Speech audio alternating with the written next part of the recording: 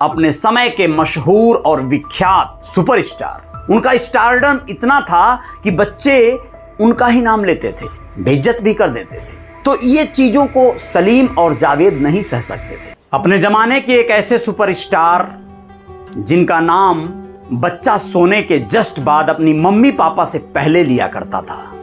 ऐसा कहते हैं अपने समय के मशहूर और विख्यात लिरिसिस्ट और कहानीकार जावेद अख्तर। जी हाँ, सैम नाम के यूट्यूब चैनल को दिए हुए इंटरव्यू में जावेद अख्तर ने एक किस्सा साझा किया।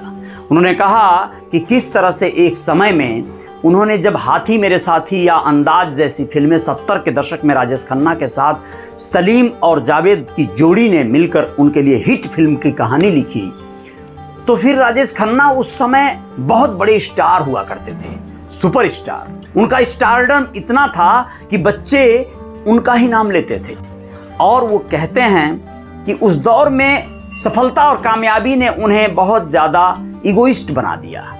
वह ऐसे पागलों से घिरे रहते थे जो लोग बिल्कुल अजीब तरह के थे। इसलिए हम लोगों को लगने लगा कुछ ही समय बाद कि उनके साथ काम करना बहुत मुश्किल है। इसलिए धीरे धीरे वहां से किनारा काट लिया गया। वैसे तो जावेद अख्तर और सलीम की जोड़ी ने सन 1985 में जमाना नाम की फिल्म भी राजेश खन्ना के साथ किया था और ये उनकी अंतिम फिल्म थी।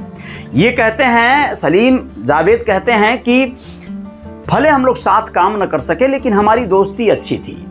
अब सोचिए आप कि ये व्यथा थी कि वो इतने अजीब लोगों के संगत में रहते थे या उनके यहाँ दरबार लगता था, पार्टियां होती थी, जश्न होता था।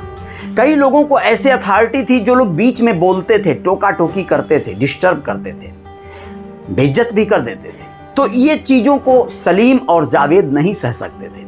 सलीम और जावेद की जोड़ी ने इतनी सारी सुपरहिट फिल्में दी हैं इंडस्ट्री को कि उसकी गिनती कम पड़ जाएगी।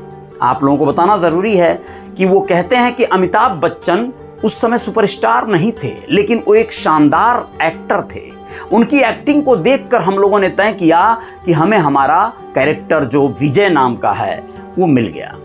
और आपको बता दें कि शोले या फिर काला पत्थर, दीवार, जंजीर, शक्ति ऐसी फिल्मों को, सुपर डुपर हिट फिल्मों को सलीम और जावेद की जोड़ी ने अमिताभ बच्चन के लिए लिखा था। और अमिताभ बच्चन के आने के बाद से ही राजेश खन्ना का स्टारडम फीका पड़ने लगा और धीरे धीरे अमिताभ बच्चन पटल पर छा गए। यह बात जावेद अपनी उस इंटरव्यू में कहते हैं। अब आप लोग सोच सकते हैं कि किसी के भी जीवन में इस तरह के जो वाकये होते हैं, सफलताएं होती हैं, व्यक्ति जब सफलता अर्जित करता है तो कई बार उसके अंदर बहुत ज़्यादा घमंड या गुरूर हो जाता है, उसको लत लग जाती है। ऐसा लगता है कि ये जो दौर है वो कभी बीतेगा नहीं।